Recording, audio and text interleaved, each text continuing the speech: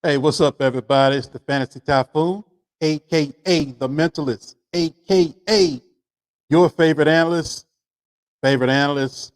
Welcome to Gridiron Evaluations Inside the Hashes. Today, we're going to be going over the mock draft, a real NFL mock draft, picks 1 through 5. And this is for fantasy football purposes, and this is also for real life football. So if you like one of those teams, make sure you stay tuned. We're going to also go over some of these draft grades by some of my professional scouts have released and turned over to me real live NFL draft grades, the same as they turn into their GMs. I have right now on my desk, that's the same information that's sitting on several GM desks all across the league. So I'm very proud to have networked myself into that situation.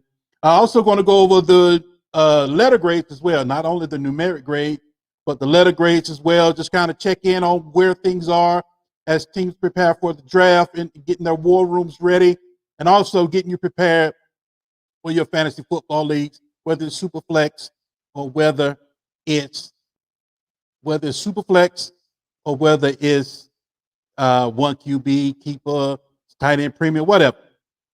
All right, let's get to it. Our phone lines are open. Inside the hashes, 407-809-8330. You have any questions for the Fantasy Typhoon? And our topic for today, our real NFL mock. Inside the hashes, 407-809-8330. Now if this is your first time watching Gridiron Evaluation with good old Typhoon, go ahead and hit the subscribe button for me, please. Go ahead and hit the like button for me, please. Go ahead and rock with me, and let's see what we do. We're going to have a lot of guests coming in and out the studio, so I have a lot prepared for you going on. Now, the professional grades are in, and let me tell you. Let's see. How can I say this? There are only two blue chip players considered. There are only two blue chip players considered in this NFL draft this year. Talking about the real draft. That is Trevor Lawrence. He's coming in with a blue chip grade, 7.0. I'm sorry, 7.0. And Penny Sewell. I'm sorry, what's the offensive tackle? Penny Sewell. Left tackle out of Oregon. Penny Sewell, left tackle out of Oregon, received another blue chip grade, 7.0. Those two are the highest grades given in this given to these prospects coming up for this NFL draft. So what does that tell you? Now, all those other teams are pushing up for quarterbacks. And I'll go through the Jags and the Jets and now the San Francisco 49ers sitting at 3. And I'll go through who I think they're picking and what the fantasy implications are for your fantasy football leagues in a moment. Now, you hear during the offseason, you're hearing a lot of, well, he's moving up draft boards. Well, as of right now, no draft boards are set. They're still waiting on the medical to come in. Complete medical checks aren't in. Some of those players had to go back for rechecks. That information is slowly trickling in. And also the security. A lot of these folks haven't passed their security clearance and got their security check yet. I'm talking about for these NFL teams when they do that deep dive. They don't want to draft a player that has some sort of legal trouble, as well as drafting a player that has some sort of ailment that he won't be able to perform at the level that the NFL and these head coaches are going to ask of him this upcoming NFL season. So I repeat, no boards are set. So right now, nobody is going up a board. Nobody is coming down a board. Boards are not set. I would say about midweek next week, the medical should be completed. And midweek, I would say the security clearances should be completed. all the information should be in for those guys by that point. And then the week after that is when these organizations are going to sit down, the GM, the head coaches, and all the scouts, all going to enter a room and they're going to have it out. This is when they have the board up, and this is the week the board is set. I would say midweek. Yeah, next week. I would say about April 13th is when boards are going to be finalized, what they call the final. All the GM, the coaches, and the scouts all enter the room, and look, they're going to hash it out. And good organizations hash it out. Look, I don't agree with your evaluation. No, we want Jalen Waddle is the best wide receiver in this class. One scout might have that opinion. Well, why? Then he da-da-da-da-da. You got to back information up. And then another GM might say, no, I have Jamar Chase as the number one, da-da-da-da-da. And then they vote on it. And once they put Jalen Waddle, Jamar Chase on the board, wherever they go on that board, whether it's the highest graded or the lowest graded, wherever they go on the board, that's where it sticks. In good war rooms, there's no leak. Well, I had Jalen Waddle over, years later, like Hugh Jackson is doing, now throwing everybody under the bus. Well, yeah, I wanted Myles Garrett. Everybody else in the room wanted Mitchell Trubisky.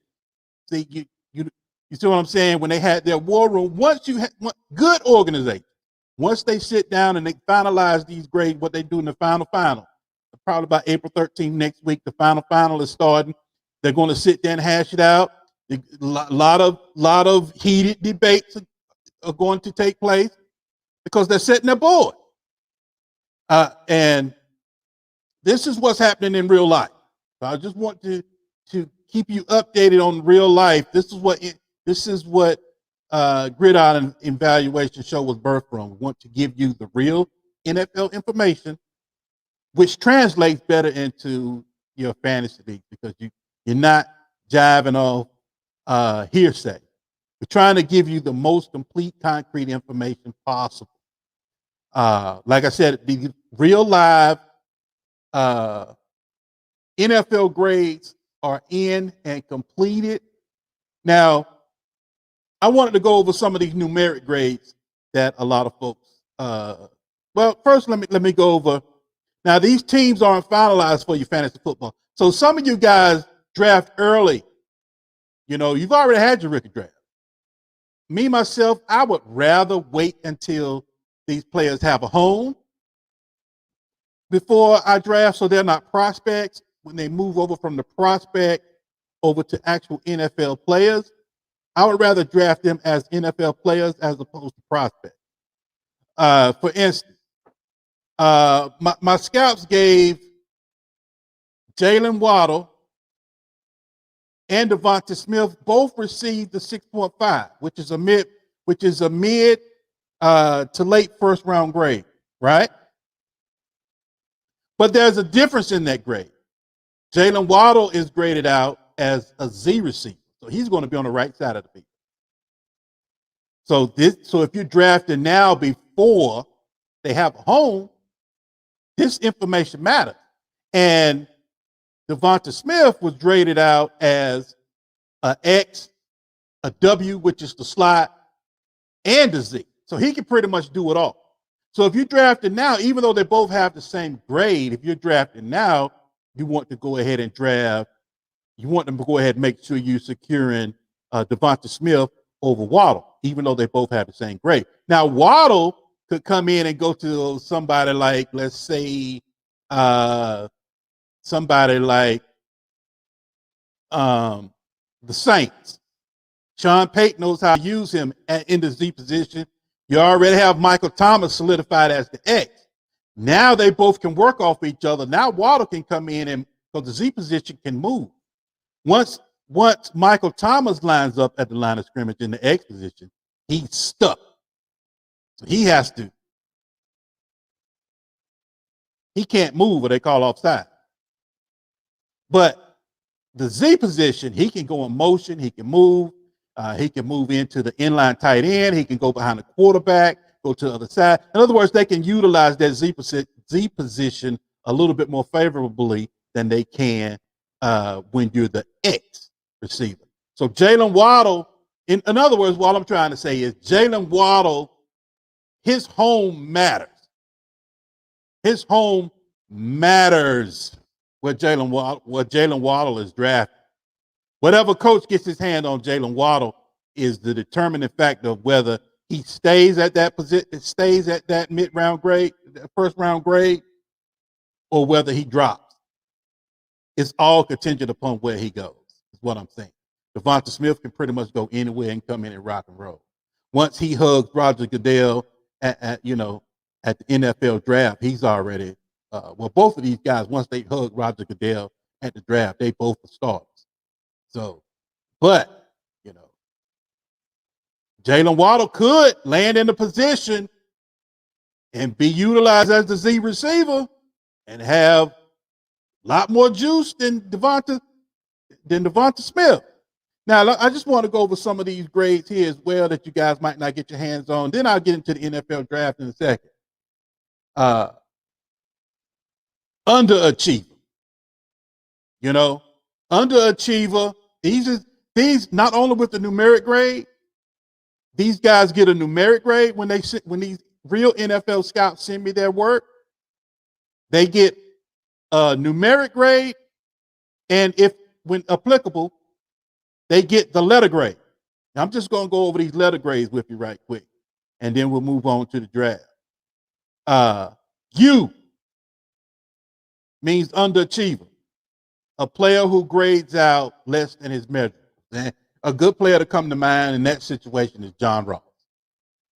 John Ross came out, ran a 4.3 40, moved up draft boards, but his actual translation to the NFL was lower than what his measurables came in. So he came in as an underachiever.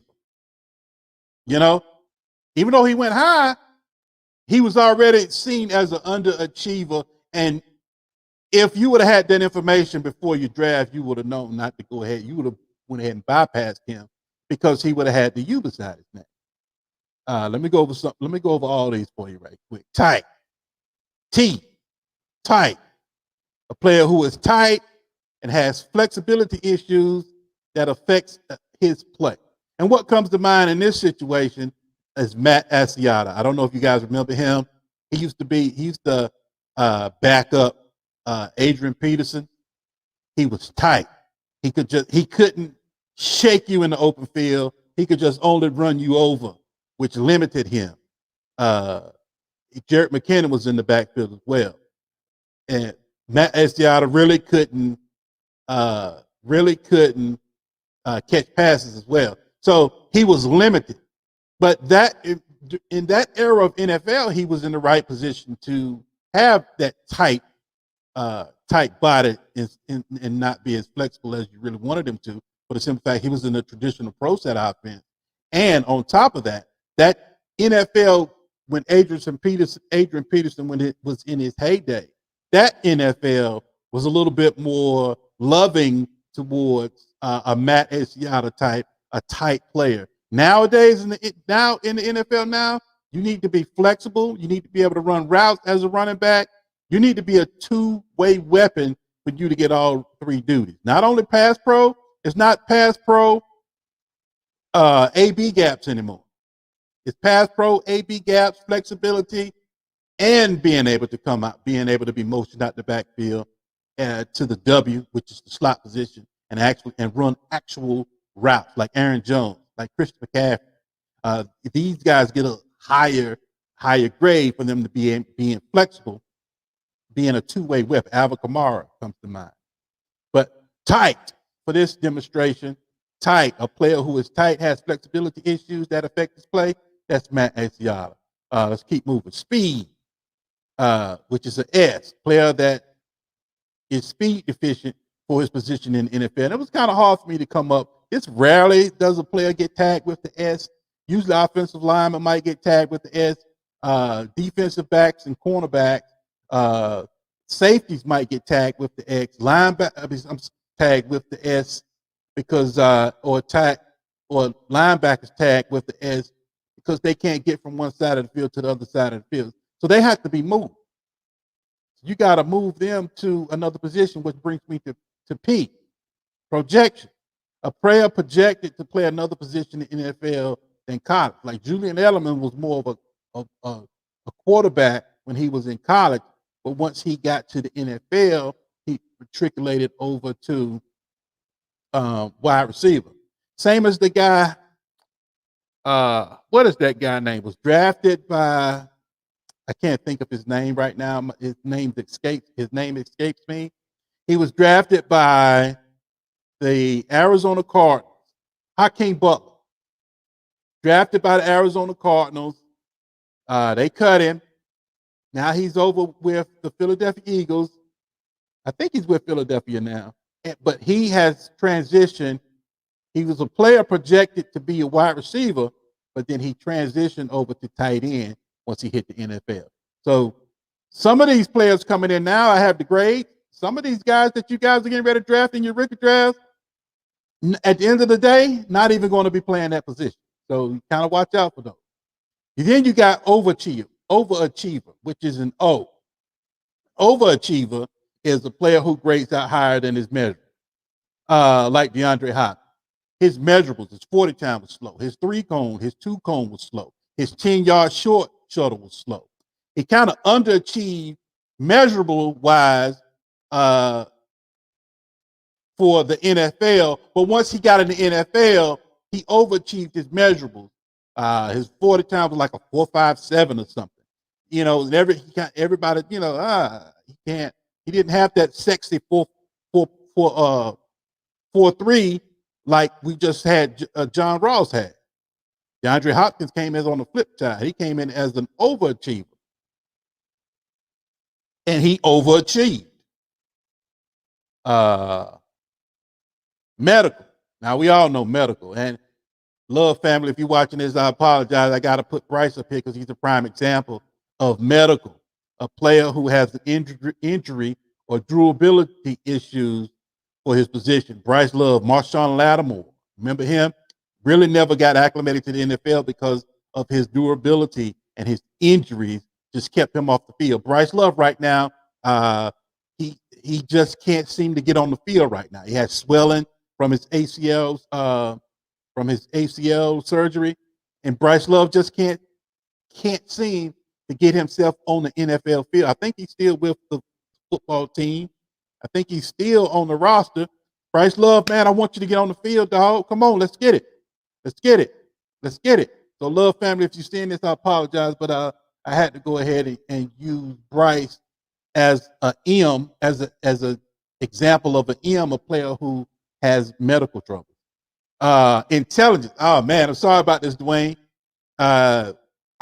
Some players come in with their numerical grade and they also have an I by their name, which gives me hesitation to draft them in my rookie draft, because does he understand what the coaches want him to do? Let's go over I. I is intelligence, player who lacks the intelligence to play his position in the league. And right now, that's Dwayne Haskell. He just doesn't seem to have the mental fortitude to cipher through what needs to be done and what doesn't need to be done to give him. He's not in tune. It's all, not calling him stupid or slow. It's just he's not in tune to what's happening, and his intelligence is right now, it's too low for him to play the position in the NFL. So he needs to sit. He needs to sit and learn a little bit. Then you got H, height. Height deficient player for his position. Some of these cornerbacks are coming in, safeties are coming in too short. They're being automatically moved from the safety position to a nickel, and you put them in the slot. And once you put them in the slot, then the tight end, like Kyle Pitts, eat his lunch. Then you try to move him back to safety. You try to move him back, and you try to creep him down in the box, now Derrick Henry runs him over. When they go to buzz formation, that's when he switches over with the weak side linebacker. Now he switches in as the strong safety. Now he's down in the box. Now he has C gap duties. And here comes Derrick Henry coming through the C gap, and this height deficient player is coming trying to stop Derrick Henry. Offensive coordinators look at this and be like, oh, okay. They use him in buzz. All right. Now he's in buzz. Now we know C gap bang all day long. C gap power. They call C gap power when he's in the game. So now he's a liability to that defense. So H is for height deficient player for his position. I have a couple more, and then we get on to the mock draft. F, frame, player who lacks the frame to get bigger. And I got to use Jalen Waddle for this. Now, Jalen Waddle, let me be clear here. Most all these wide receivers coming into the NFL right now are bulk, what I want to say, are strength deficient. Pretty much all of them. DK Metcalf was rare, came in strong specimen, ready to rock and roll from day one. When he had his exit meeting as a rookie, once the season is over, you go to the coach's office and you have your exit meeting. The main thing they tell these wide receivers is we need you to bulk up. We need you to add more muscle to your frame. We need you stronger to get off the line of scrimmage, basically. We need you stronger to beat jam coverage. We need you stronger to break some of these tackles. We need you stronger so you won't be slowed down, especially when you're in a timing system. Something like Sean McVay.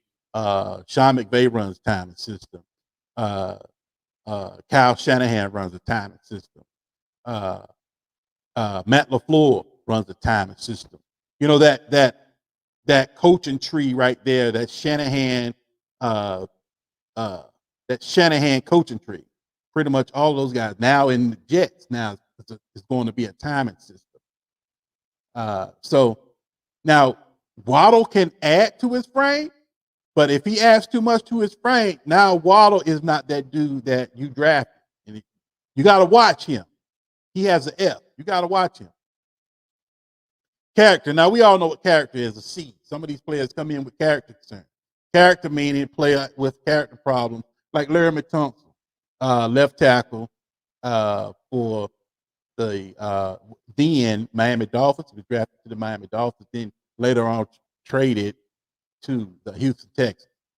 So Larry Thompson, remember Larry Thompson came in, you've seen all that off-season footage, video footage of him with the gas mask on, smoking weed, and he plummeted. Now that's when he dropped draft boards. Remember I told you, right now nobody's dropping in draft boards because draft boards aren't set. Draft boards don't set the next week once medical comes in and once complete security checks are done. Then teams do what they call the final, and they sit down and hash it out. And once they come out of there, the board is set. Now they're sitting back waiting for the rookie draft. Then what they do a couple of days before the NFL draft takes place, they just go over scenario. All right, what if these three teams take this A, B, and C in front of us? Now this player is in position for us to draft. Now what if teams A, B, C, D do this in front of us? Now if we see this trend coming, we need to get on the phone with the team in front of us, and we need to move up. Now, if A, B, C, D happens, all right, players gone, what we really, really wanted, now we can move back and then get the second player that we have on our board. So that is a prime example of a player dropping in draft room. Larry Thompson, real life, that was a real life slide. Nobody slide now because draft boards aren't set. Buck. This will be the last one. Then I get on to the first 5 teams of the NFL draft. Buck, player who lacks ideal buck for the position. Devonta Smith has a small frame. So you can kind of say Devonta Smith with his small frame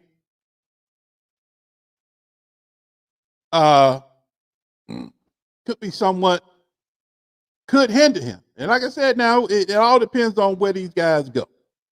But Devonta Smith and Jalen Waddle did have the same grade from my real NFL scout.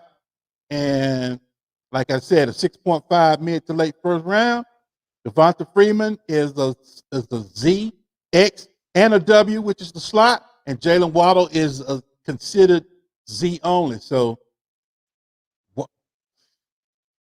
Waddle could outproduce if he goes to the right place. Justin Jefferson went to the right place. They used him, utilized. Justin Jefferson is balling. All right. That was the last one, bulk. So now let's move on to the NFL draft. On the clock is the Jacksonville Jaguars. Now, Jacksonville Jaguars, let's see.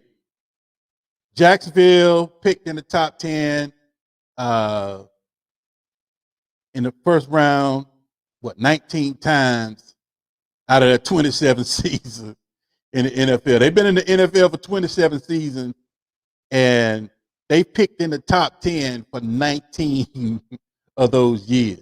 But they've never had the number one overall until this year, which, of course, is going to be Trevor Lawrence to the Jacksonville Jaguars. Now, remember, I told you earlier, my scouts gave Trevor Lawrence a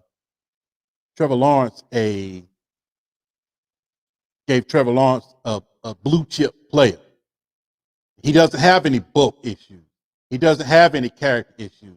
He doesn't have an F, a frame issue. He doesn't have an H, height issues. He doesn't have an I, intelligence issue.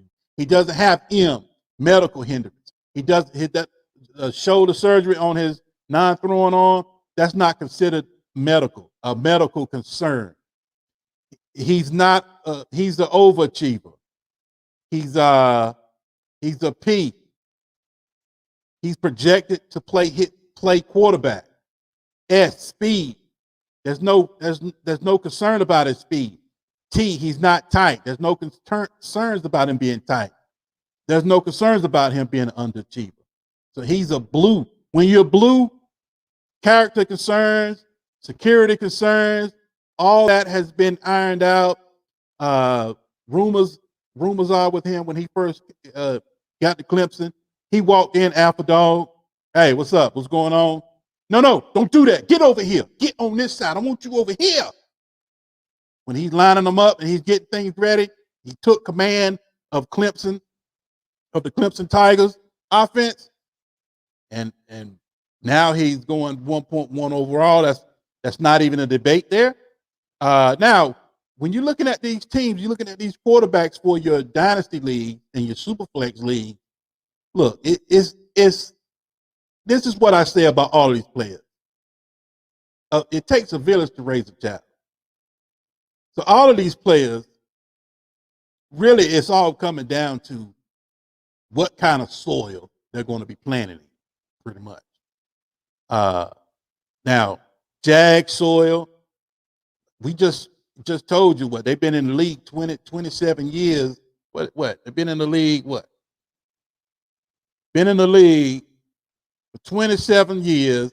19 times they picked in the top 10. So evidently, this team gets it wrong, but they got it right now with Trevor Lawrence. In your superflex, that's your 1.01, hands down. He's a blue chip. You got to get your hands on blue chips. You don't get Q, trade back for blue chips, and try to pick up more draft capital. Now, you don't get Q. Draft Trevor Lawrence at your 1.01 in your superflex. And if you're in one QB league, somewhere in the second round, make sure you get your hands on a blue chip player. They don't come around too much. Let's see. Trevor Lawrence and what is it? Trevor Lawrence and Penei Sewell are the two blue chips this year. For instance, last year, Chase Young was the only blue chip. The year before that, they didn't have any blue chips. And the year before that, Saquon Barkley was the only blue chip. You see what I'm trying to say? Blue chips don't happen that often. And when Andrew Luck was a blue chip. When blue chips enter the NFL, fantasy football players, you need to break your neck to get these blue chips. Remember, I told you, Saquon Barkley was a blue chip when he came in. Don't get cute. Don't trade back and then find yourself with Darius Geis and what was it? People were trading back, ended up with Darius Geis. No, you got the 1.01. You got a blue chip running back looking you in the face. It's a no-brainer. Take him. Don't make this hard. Don't get too cute. Don't get too sexy. Just like now, 1.01 in your super flex is Trevor Lawrence. Don't get cute. Don't get sexy. He's a blue chip. Grab that guy. They don't come along. They don't come in this long. Now, offensive line is ranked number 22. You do have Urban Meyer, new head coach, so coming from the Saturday to Sunday coaching wise, so there might be some growing pains there. He does have a good system in place. He got a good running back in James Robinson. They brought in Carlos Hyde. No, don't tell them what they're going to do at the draft, so they could add more competition to that running back room. They just brought in Marvin Jones. Now, I know Marvin Jones is, about 31 years old or so, but Marvin Jones will be a good teacher to Trevor Lawrence and overlooking those Gaviska Chenault and crew going forward. So what I'm saying is there's enough there for him to be successful coming right out the gate. 1.01, set it and forget it. And for fantasy football, Trevor Lawrence, 1.01 Superflex, 1 QB, somewhere in the second round pounds. Real life, Jags are taking Trevor Lawrence. It's a done deal. Number 2, Jets. Jets organization, Joe Douglas. Now, Joe Douglas is how I want to say, he got caught up in politics.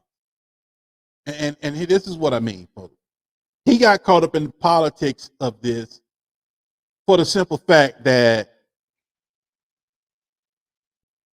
he has the option of being at 2, keeping Sam Darnold, trading back, getting draft picks, hopefully still end up with Sewell as offensive tackle, offensive left tackle to solidify Sam Darnold going forward, then pick up a couple more picks and kind of do whatever you want to do. But politics won't let him do that. He can't do it. He can't. He had to trade Sam Darnold. He had to put him on the block, and other teams knew that. That's why they really didn't get the haul that he wanted, for the simple fact that they're sitting at 2. All the other GMs know you're taking a quarterback, for the simple fact that politics making you do it. And when I say politics, I mean the simple fact that he can't, because if he keeps Sam Darnold, then he's saying, I okay with Mike McCandon picking Sam Darnold, and now he's my quarterback. So he just told the world, Sam Darnold is mine. That's my child. No, everybody thought Mike McCandon was the father. No, Joe Douglas, I am, whatever that show is, you are the father. Now he becomes the father of Sam Darnold. You see what I'm saying? It doesn't have to do with his contracts coming up. Jets have plenty of cap space. That's not the problem. The problem is he cannot tie himself in his new regime, in his new setting. He can't tie himself to the old regime quarterback pick. So he had to trade Sam Darnold. Now he's going to pick Zach Wilson. Of course, everybody knows Zach Wilson is going to the New York Jets as the second pick in real life. And I'll tell you what that means for you in fantasy in a second. So he has to pick. So he has to have his own child. So now Zach Wilson is Joe Douglas's child now. So now the $1 million question comes to play. If Sam Darnold was in this draft, Sam Darnold would be the second best quarterback. So in other words, if this was the real, if Sam Darnold, if you put Sam Darnold back in the NFL draft as a prospect coming into the NFL, he would go number 2 to the Jets. So it was like Joe Douglas was just in a no-win situation. He can't tie himself to Sam Darnold, and he has to draft another quarterback. And according to their projections, and let's see, my scouts got 7.0 for Trevor Lawrence, a 6.5, a mid to late first round grade for Zach Wilson, Justin Fields, and Trey Lance. All received mid to late first round grade. Yes, Trey Lance received a mid to late first round grade from my professional NFL scout. That's why you hear Trey Lance's name Trey Lance is going in the first round. And I'll get to Atlanta Falcons in a minute. But you see what I'm saying? So now if the draft was taking place today, the Jets would be selecting Sam Darnold number 2. It's wild. But here's the thing with Zach Wilson and why you let in your super flex, he's going too high. Let somebody else take that. It's too much risk. The New York Jets organization is too toxic. And in your 1 QB leagues, go ahead and let somebody else take them in the late second round. If you don't know what to do with your late second round in your 1 QB leagues, come see Typhoon, the fantasy typhoon at hotmail.com. I have the grades here. I'll share them with you. I'll make sure you maximize your second and third round picks. And we'll just go ahead and bypass Zach Wilson in our fantasy league. For the simple fact that he doesn't have what he needs to sustain. Doesn't have what's the quarterback's best friend? A defense and a running game. Trevor Lawrence has a defense might not be up to par, but he has the running game. He has good coaching staff now. So there's good soil there. Now, I know Robert Saleh just came over from San Francisco 49ers, and he's bringing in that timing system, that Shanahan timing system. He brought one of Kyle Shanahan's San Francisco top assistants to come over to be the offensive coordinator. So they're going to mimic the traditional they're going to mimic the traditional West Coast offense that Kyle Shanahan has, the outside zone, but they don't have a running back. Now they're pretty sure they're going to draft one during the NFL draft, and it could be Najee Harris. Najee Harris received the highest grade from my scouts as far as running backs are concerned. But he doesn't have the weaponry. Okay, you push out Sam Darnold, you don't change the situation, and then you bring in Zach Wilson. So you didn't change the situation. You got to change the soil. Like, let's say if you go out and you plant a flower and it didn't grow, you need to go look at the soil, change the soil out, then you plant. So in other words, Jets really should have just went ahead and took Sewell, that left tackle, blue grade left tackle, keep Sam Darnold because they're not ready to switch out for a quarterback yet. But like I said, Mike McCandon had to. He had to walk off unless he made a trade and brought Teddy Bridgewater in. He could have went that route. In other words, New York Jets, you need to fix yourself before you wreck yourself. You got to fix it first. And then you do the adjustment. Now he's bringing in Zach Wilson. Now Zach Wilson is coming in, taking right over from where Sam Darnold left off. So good luck. Good luck. Now Sam Darnold is in Carolina. Carolina has a run game. Carolina has an offense. Carolina has a number 1 wide receiver in DJ Moore. Sam Darnold is being reunited with Robbie Anderson. So now Sam Darnold is not going to be asked to carry the team like he was in New York, like they're asking Zach Wilson to do now. Now Sam Darnold can relax, turn around, hand the ball, put the ball in the belly of Christian McCaffrey, now he can relax. He doesn't have to come in and force and save the day. Now Sam Darnold can kind of grow, nurture. They redid the soil. Sam Darnold redid the soil. So now the Sam Darnold you should see now should blossom into a different Sam Darnold than was in New York. Kind of like Ryan Tannehill. Got out from under that soil, went to new soil, got planted again, you got a different crop. So, all right, that's enough about the Jets. Jets.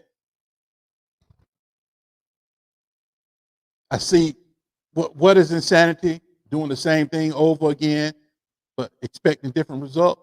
All right, let's get to the 49ers right quick. Now, 49ers last year selected Brandon Ayuk with the first round pick last year.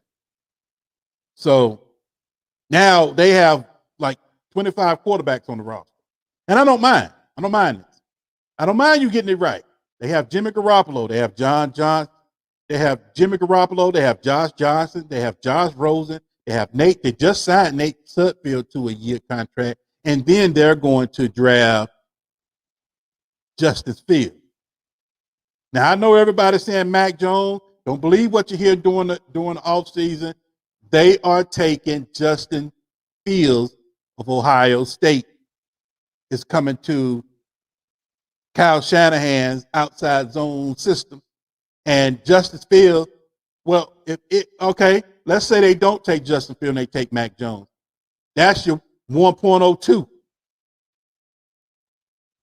Whoever San Francisco takes is your 1.02 in your Superflex leagues and in your 2 QB league and your 1 QB leagues. I say they're taking Justice Fields. Just like I said, Justice Fields is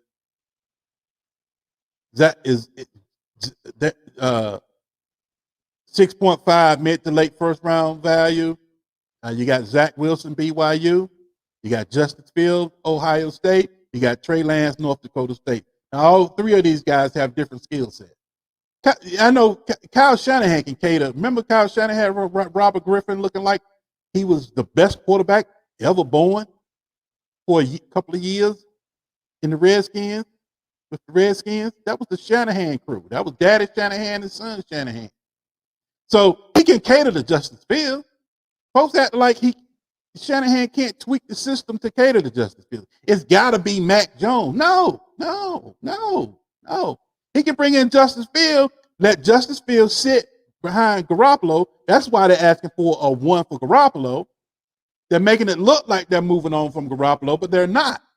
They want Garoppolo there. That's why they put Jimmy Garoppolo as a equivalent to be traded as first round compensation. They know they're not going to get that. You see what I'm saying? They know. Lynch knows he's not getting a 1 for Jimmy Garoppolo. So what that means? Garoppolo's going to stay. They're going to draft Justice Fields. And Justice Fields might outdo Trevor Lawrence.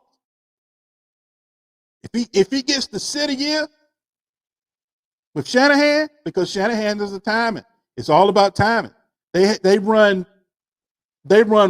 pretty much one formation, but then they have 180 plays off one formation. So he got to learn all that. You got to learn how to set it up. You got to learn who to put in motion and what checks you need to make. Is the weak side linebacker doing this? Is the safety in the box? You got to make certain checks. Check with me at the line is what they call it. You got to make certain audibles at the line in Shanahan's system to get them in the right play, get them into the right play. That's all due to the quarterback. Justice Fields, they say he has the best recall as far as intelligence. The eye, he has super intelligence in this as far as your letters. The eye came beside Justice Fields. He's very intelligent. But the best thing for him to do is to come in with Shanahan, sit behind Garoppolo, let Garoppolo because now Garoppolo knows he's auditioning for all the other teams that are looking for a quarterback. Now you got Denver. Oh, let's see what he's doing. Now you got the Patriots. Oh, let's see what he's doing. Now you got Detroit. Oh, let's see what he's doing. Now you got Houston. Oh, let's see what he's doing. You got all these other quarterback needed teams focusing in on Garoppolo, and now his resume will be the 2021 season. So,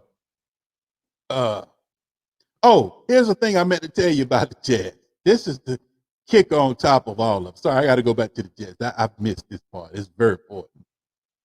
All right, Carolina traded a 2, a 4, and I think a 6 or something. I'm not concrete on what went out for Sam Darnold, but what I'm saying is they traded a 2 and a 4 and another piece to bring in Sam Darnold, and it's a future.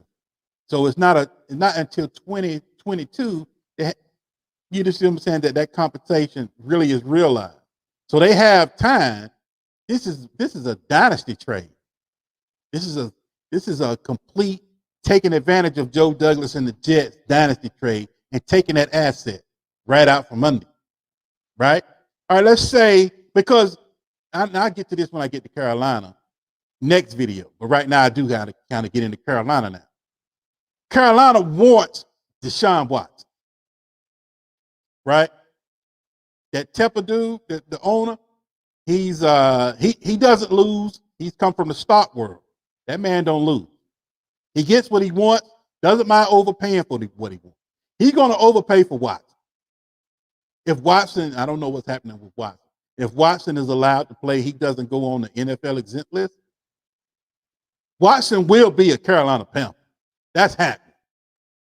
I'm telling you now. If Watson is allowed to play, he will be a Carolina Panther at some point. And they're going to push Sam Darnold out the door, get their second back. Right? It can go that way.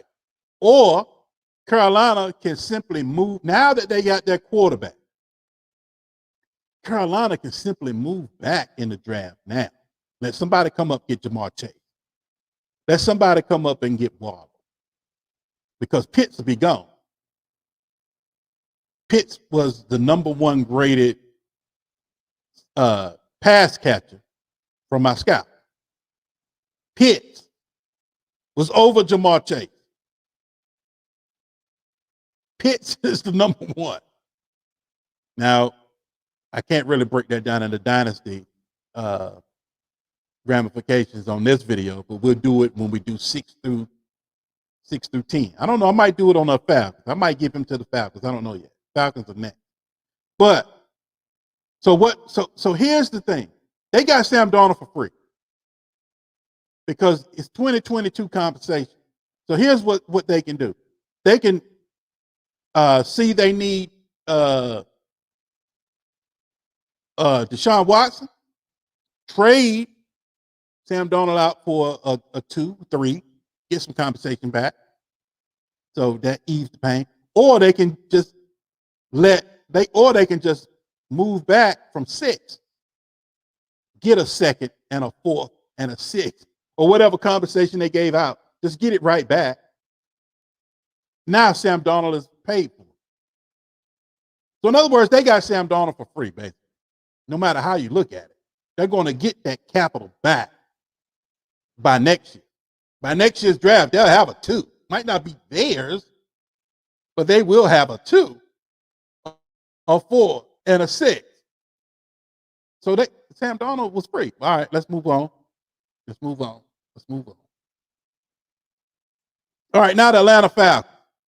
Now, Atlanta Falcons don't know what they want to do, but they're not taking a quarterback. You see what I'm trying to say? Okay, now I know Adam Schefter or one of those guys leaked Trey Lance. I think it was Ian Rappaport.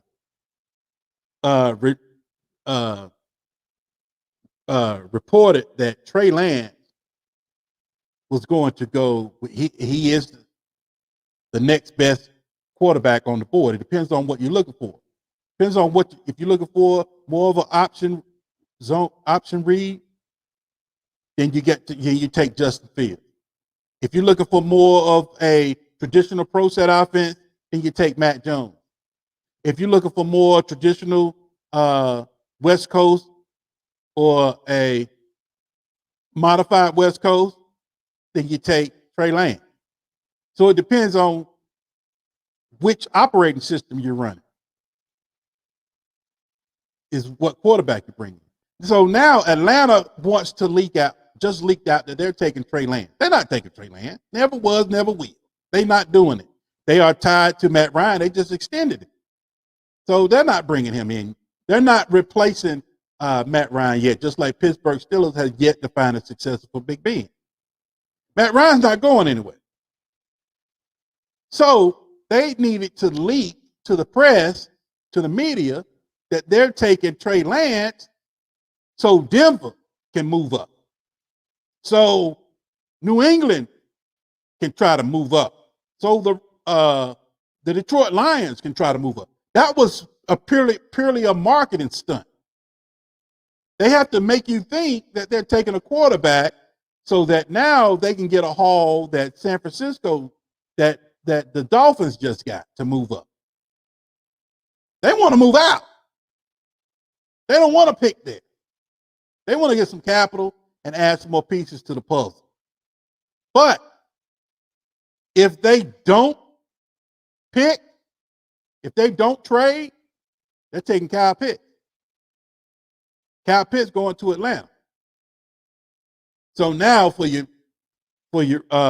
dynasty purposes,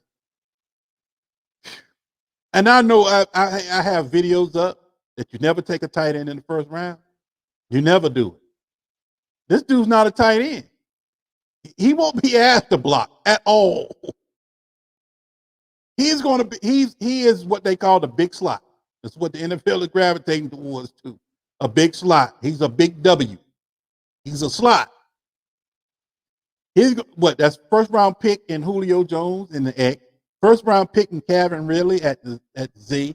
First round pick Hayden Hurst at the Y, hand in the dirt, tight end. And first round pick Kyle Pitts in the slot.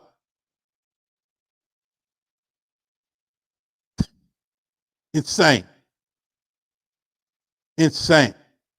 Then they can start shifting more towards Kyle Pitts.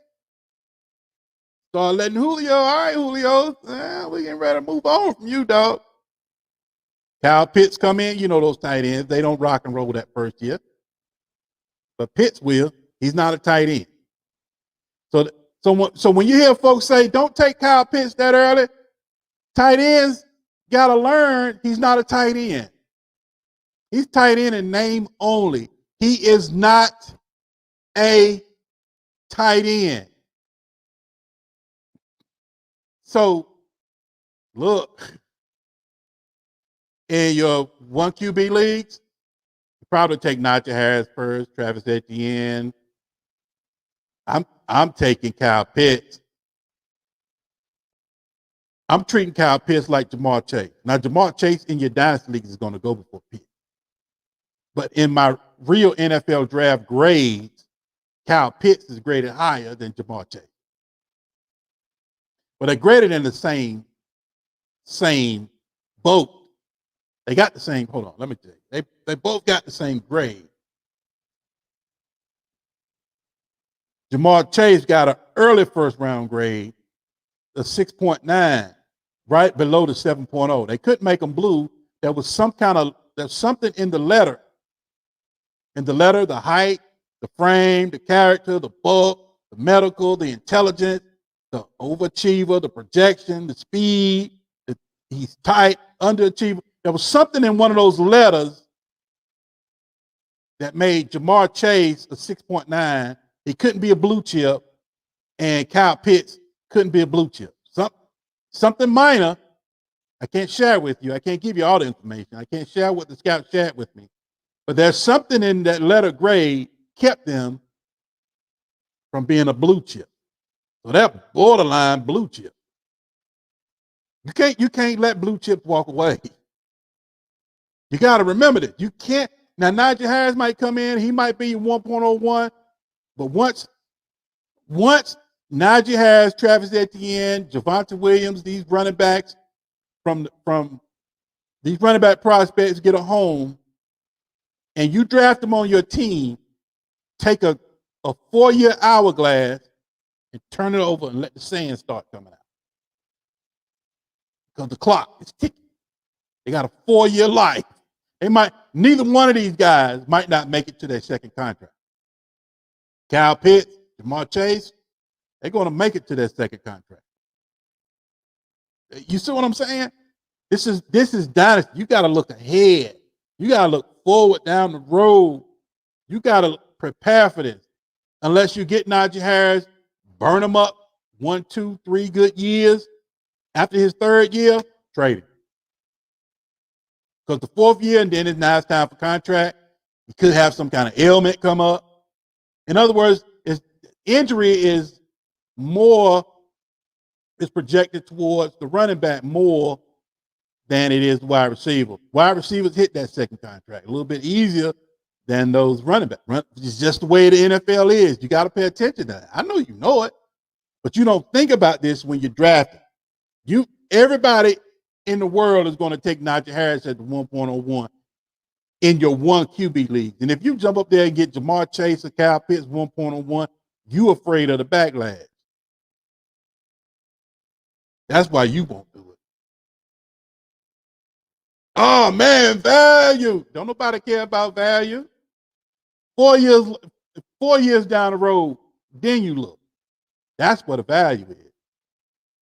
If Kyle Pitts or Jamar Chase both ball out, then it don't matter where you took them. But Najee Harris, Javonte Williams, Travis Etienne might not even see a second contract.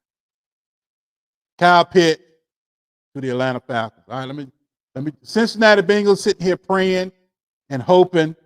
Cincinnati Bengals number 5. They don't trade. Cincinnati, this is number 5, and then I'm out. We're closing up to an hour. I don't usually like to go over an hour. Cincinnati Bengals are taking. Cincinnati Bengals are selecting, on the clock. Cincinnati Bengals are taking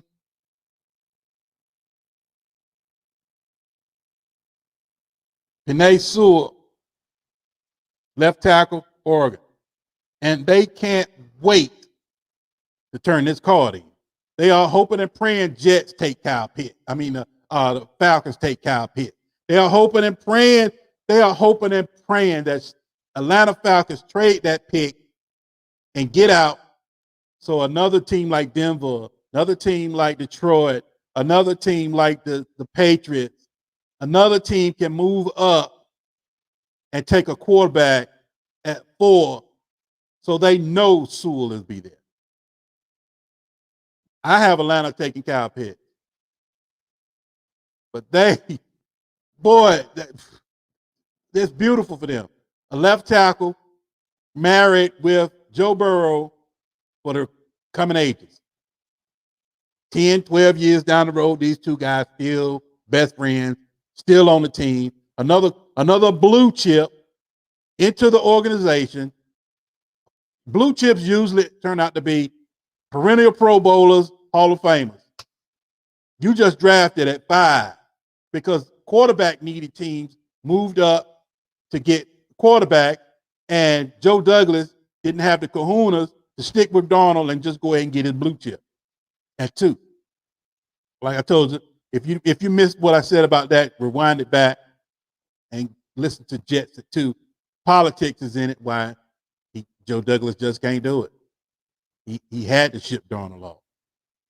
But Cincinnati Bengals don't trade. They're not moving. So don't even worry about them trading out 5. I don't care what you give them. Nah, that's all right. We don't want it. Brown, the owner, no. He's not trading. So you might as well hang that up. And they're sitting there waiting for that left tackle to fall to them. All right, folks. I don't have no more to say about that. All right, folks, this has been Gridiron Evaluation. Inside the Hashes. Phone lines were open, 407-809-8330. You have any comments or questions or any topics for the show, feel free to call 407-809-8330. All you have to do is just leave a voicemail. If it's after hours, if it's after the show hours, just leave a voicemail. TYPHOON to check it, and then we'll see if we can't bring that idea on to the next show. Or if you have a question, I'll play it on the next show. You can leave a message, 407-809-8330. This is the Fantasy Typhoon. This has been the NFL draft, NFL mock draft, excuse me. Draft picks 1 through 5 for fantasy football purposes and for real life NFL purposes. So make sure you subscribe and like to the channel. And the Fantasy Typhoon, aka the Mentalist, aka your favorite analyst.